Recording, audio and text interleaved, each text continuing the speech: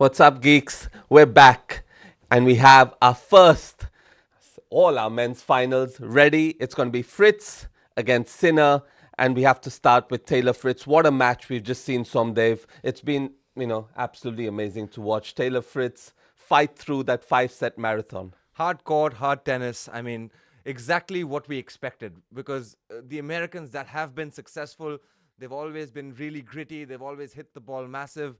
I mean, Francis Tiafoe might have run out of steam. I think that's the case of, we'll come to the second match in a minute, but that's the case of, throughout Fritz's career, we kept saying, oh, this guy's not fit enough.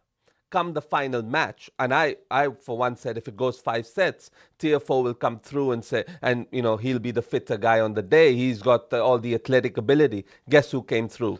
Well, and I feel like the match was won and lost not just on the fact that yes, Taylor has a much better serve, so he was getting easier holds. He was getting easier holds every time it was 30-all. He was getting a free point. It was a 1-2 play, but the match was won on second serves, and the reason I say that is, if you take a look at Taylor's stats, 65% of points he won on his second serve.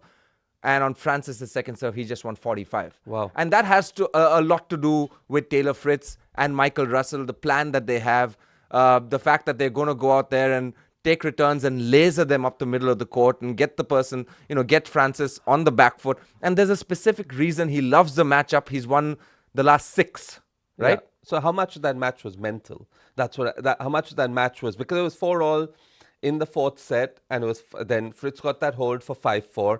Tiafoe was 2 sets to 1 up. He seemed like, okay, the tables have turned. This is a US Open semi-final. It's my stage. I've been here before. You haven't. And Francis Tiafoe has been there before. Taylor Fritz hadn't. So how did that play a part? And suddenly you see a crumbling of Francis Tiafoe. In the fifth set.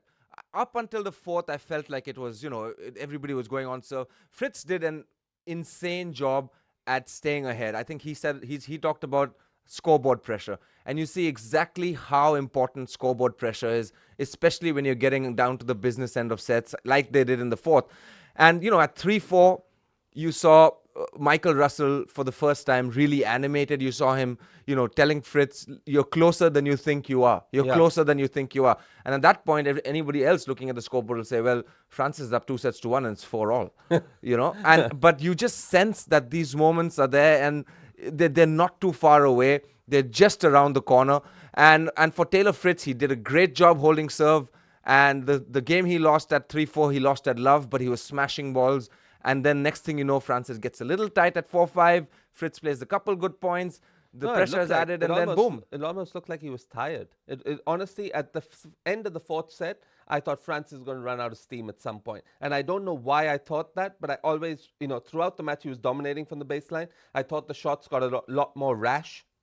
So I don't know what's next for Francis Tiafoe. He's done this a few times. I mean, he's 2 semifinals now. 2 semifinals. 1 to Alcaraz. Both times he had chances. Both times he's lost in 5. Both times fitness, where we think he's very fit, comes into a play. At least in the fifth set, for sure, it was a fit. He doesn't get broken twice in a set and goes down 4-love and barely wins games.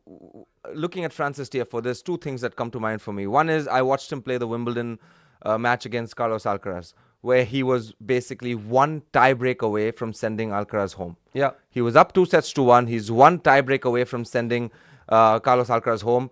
And at that point, you just need that sudden burst of energy. And he didn't have it. Yeah. Alcaraz had it. And the next thing, the fifth set, was the same story. Today, I felt it was very similar. He's a couple holes away. Get to the tiebreak. Show your magic. It's New York at night. Anything can happen. Fritz can get a little nervous in the tiebreak. He can hit 2 great shots. But you've got to have that final burst of energy in the fourth. But the problem is, if he loses that fourth, how can the fifth be, as mediocre as it was for somebody who's the level of Francis Tiafoe? You know the number of times I've said in doubles that I was a couple of points away from winning the match. Well, how many times I mean, honestly, it happens so often. It happens so often. And that's the difference at the top. I mean, it happened to me at Wimbledon. It happened to me at the French Open. It happened to me so many times where I was 1 step away and you lose. And that's the difference between the great players and the good ones. And I'm not saying Francis is not a great. I'm just saying Fritz is now going to be a great player. He's 7 in the world. He's playing Sinner, who's 1-all head-to-head, played a very close match against him. Fritz is definitely now taken over the mantle as the future of American tennis. Yeah, for me, it's no question. For me, the fact that he's made a major final. First of all, this is his first semi. This is his first semi. He's lost 4 quarterfinals before. Never made a semi before. So he made semi. Now he's made the final. I mean, when I look at a player play the brand of tennis that Taylor Fritz plays, it reminds me a little bit of the career that Kevin Anderson had. Yeah. You know, massive serve, takes the racket out of people's hands. Loses final. But I mean, coming into this final, I mean, should we talk about how Sinner and Draper ended up there? I mean, concluded their semi-final, because I mean, is for that sure. something you expected? No, I just think both matches came down to fitness. I think that's the big thing that stood out for me. Fritz's match, Fritz won on fitness, Sinner won on fitness. Now, I don't know if I can say that without a smile. A wry smile. But I mean, but there's a couple of things over there, because Francis played a crazy 5-set match against Ben Shelton. Then he had to beat Popyrin. So I mean, then he had another physical match against Dimitrov, which ended up, you know, the right way. Yeah. But those matches really wear on you at the end of events. I remember I once spoke to Robbie Ginepri. Robbie Ginepri made semifinals at the US Open. And he said by the time it was the end of the semifinals at the US Open, he suddenly realized that he hit a wall. He hit a wall, and I mean, you're talking about somebody that was known for fitness. Robbie Ginepri got to the semifinals because of fitness, because of how, I mean, great backhand, you know, unbelievable baseliner, played an exciting brand of tennis, but fitness was one of his USPs. And when you, so for me, when you have players that are unfamiliar with that circumstance, like a semi-final for a Taylor Fritz or a Francis Tiafoe, you've seen that historically with Francis Tiafoe, him crumbling in the 5th in big matches, especially once the load is on. So I think it was similar with Tiafoe and similar with Draper. Yeah, similar with Draper for sure. I mean, the next thing is what is in line for Draper, because he now not crumbled. He actually First 2 sets were crazy. was not fit enough to, not fit enough to last the 5-set match against Sinner, and it seemed to be the problem was his mental fatigue that came back as a cause of it, and nervousness was a big part of the fact that I don't think it was fitness. I think it was an even bigger issue, that's nerves. How does he address the nerves going into this? Because this happened in first round Australia as well, and he's known to do this, and we thought he'd got over the hump, and guess what? In the biggest match of his life, fitness comes to play. Yeah, and unfortunately for him, not in the right way. Now, historically, the man Jack Draper, he does default from matches. Yeah. We've seen that in the past. We knew that this was going to be a day match. We knew that if it came down to a fitness battle... Was it really that hot? I mean, he's not played in hotter conditions than this. No, it's hot enough, but, you know, it's grueling. For me, it's very grueling. You know, your heart rate, especially when you're playing against someone like Sinner, you hit a ball with, you know, semi-bit of height, Sinner's on top of it, and he's pounding it. You know, you hit it flat, he's hitting it flat back. So you have very little breathing room as a player. You hit a bomb serve, the guy's going to get it back, and he's going to get it to neutral before you can, and next thing you know, he's dominating the point. I mean, credit to Sinner. I mean, we say that he took off his Indian Wells points. He's still now by far the world number 1. He's 4,000 points ahead of the world number 2. So you can take off Miami too. Yeah, he's on 11,000 points. The next guy's on 7,000.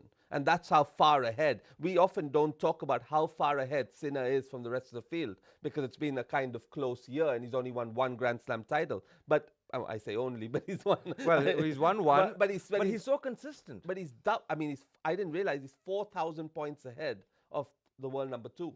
Yeah, and I find the most incredible part of Jannik Sinner's year is the consistency. Yes, he's winning Master Series, but he's going deep in pretty much every tournament he plays in. I mean, between Djokovic, Alcaraz, and Zverev, it's close in 2, 3, and 4. But the rest of it is just, I mean, it's a whitewash at number 1. And Sinner will finish the year world number 1. So saying all that, is he by far the favorite? Like, are we going into this match in the final saying Sinner is going to beat Fritz very, very easily? I mean, I wouldn't say very, very easily. Let's just say that Sinner is by far the favorite. If Sinner has to lose, if Fritz has to win, Fritz has to play out of his mind, unbelievable, get a little bit lucky, and Sinner has to play below par. And we've seen all of these things happen in Grand Slams. And the crowd. So, I mean, again, but taking a look at Sinner's consistency, right? He wins Melbourne, then Indian Wells, Miami, we know what happens. Comes into the French, makes semi-finals, loses to Alcaraz in a close one there. quarterfinals at Wimbledon, and now he's back here in the finals again. And the fashion in which he's doing it, he's dismantling opponents. It's not coming down to a lucky shot here or a lucky shot there. Something went his way. No, he's just a better tennis player when he steps on court. He takes care of business. He holds serve comfortably. He's a threat on returns every single time. And there's there's a lot of questions on how to play Yannick Sinner with very few answers. Yeah, and finally, since there has been a fitness day, we have to finish with the fact that the whole locker room's probably asking, well, Sinner's just been, what's the deal? The fitness, it plays up in a big part of the end of tournaments. It's played a huge part now, and we've seen it now. Two clear evidence of this happening. Tommy Paul, 7-6, 7-6, and then boom, 6-1. Two clear instances of this happening. Fritz Tiafoe, 5 sets, defined by fitness. Sinner Draper, defined by fitness. Now, you say, okay, so what happened in the drugs? What happened in this situation? It's both the fitness issue. The locker room's asking this question. What's happening? You're looking at me like I have answers over here. I don't. I think if I was in the locker room, there would just be a cloud. Yeah. There would be a cloud. But I mean, you have to also say a couple things, right? One is Draper had fitness issues. Sinner never had fitness issues coming in. Yeah. Right? So if this was a 5-set match, there's a different kind of question. The fact that this is a 3-set match, I think it takes away some of those questions. Yeah. Similar to how he beat Tommy Paul. The first couple sets, super physical.